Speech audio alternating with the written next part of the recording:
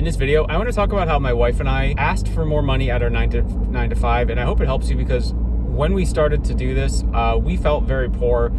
This was about 10 years ago. We just moved into an apartment together, and it wasn't very expensive. We were just very poor. We could barely afford it. We were making not a lot of money, below, way below average of household income at the time. The only thing we knew how to do in terms of making money back then was our 9 to 5 jobs. That was the only thing we really knew how to make money. I mean, the online industry of like passive income, side hustles was like kind of growing, but we didn't really know anything about any of that. So we're like, well, let's just focus on what we know, which is our 9 to 5. So each of us went to our bosses with plans of how we could be more valuable to either them or our departments or even the company, okay? Like how can we make the company more money? How can we streamline a process? So we came to them with like, hey, you have to phrase it. You can't just say, I want more money. There has to be like a push-pull with this. It's like, you have to give a lot to get a lot, okay? So you can't just say like, well, I've been here for so long, I need a raise. It doesn't really always work like that. So this is what we did. We again, went to our bosses. We were trying to find ways that we could be more valuable. So we're like, hey, if we could do these things, X, Y, Z, over this time frame, like we want to know what the company, like we want to be on some sort of growth trajectory for the company, right? And to be very honest, so both of our managers were like, oh, that's cool, like you have this whole plan, like we could certainly talk it out, but let me just talk to my bosses and see what the plan is for the company, what the plan is for this department and the growth strategy. And literally both of our bosses came back to us and were like, actually, like this basically got denied.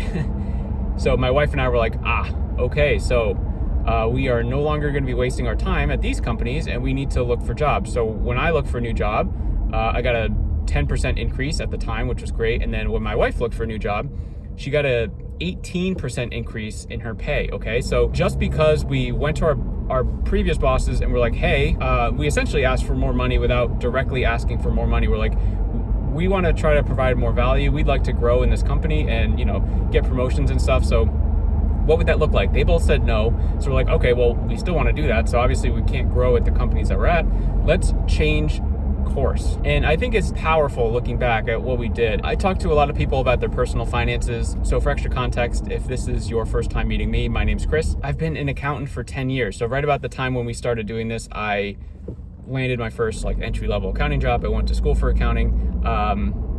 And this helped us get out of the feeling like we're poor and stuck and paycheck to paycheck cycle that we were in. And it brought us into a situation where we were now creating more money for ourselves and we were able to save, and we eventually bought a house 2 or 3 years later. So it all really sort of stemmed from just trying to provide more value and trying to be more valuable. But I think a lot of people just try to assume that if you've been at a company for a long time that you just deserve more money, and I've been at the company for X number of years, they should just be giving me these huge raises and promotions. But you really have to ask yourself if you're being that valuable or if you're just doing your job, because doing your job is fine, but if you want to be more valuable, you have to do the next job before you get the next job. And this was just eye-opening for us, and since that moment we've both done this more in our other companies, okay, that we went to. And so over the past 10 years, I've worked at 4 different companies. My wife's worked at 3 different companies because we're just not going to settle for no growth path. So when we went through the interview process, we're like, okay, is growth an option in this company? And a lot of people, they're just obviously going to say yes. They want to try to get as many candidates in, right? Quality candidates. And then you start asking what that would look like and everything like that. And if they didn't seem like they really had a good idea of what that looked like, then no thank you. But if they had this plan lined out, oh yeah, so there's been other people on this team, they've done XYZ, or people in this company have done XYZ, or them themselves, they're like, you know what, I've started at this entry-level position and now I'm here, and here's how I was able to get there. It's like, oh, that's encouraging, okay. Right? So we would go to these new companies, and some of them just didn't work out the way that, they said that they would in the interview, or maybe it was based on us and, our ability to be able to meet the metrics to go to the next level or whatever. But that's just kind of how we thought about it.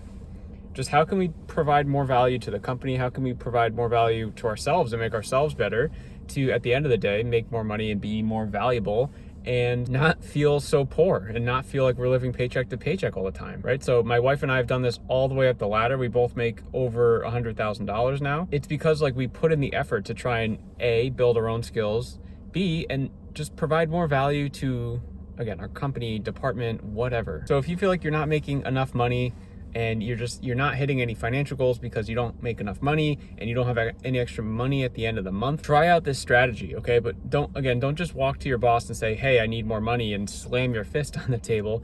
You got to come with a strategy of, and your work better than I do, so I can't be specific with you, but how can you provide more value and in what sort of time frame? So is there like a new project or a new like thing that's happening that you can take ownership of and just prove your worth? Is there a process in your company that just absolutely sucks, but you know that if you turn it around, it can give the company and your department XYZ result? Like, it's those things that you need to really look at and grab by the reins and be like, I can make this happen. I just need to know that when I do, and if I do, the company will reward me because I've made more value for myself, and I've quite honestly generated more revenue to the company, or I've saved the company more dollars, whatever the thing is. Anyway, I hope that helped. That was another quick hitting video on personal finances and making money. So if you like this topic, let me know down below. And I'd also love to hear what other topics you want me to talk about, okay? I'm here for you. I upload daily onto YouTube. I will see you in the next one.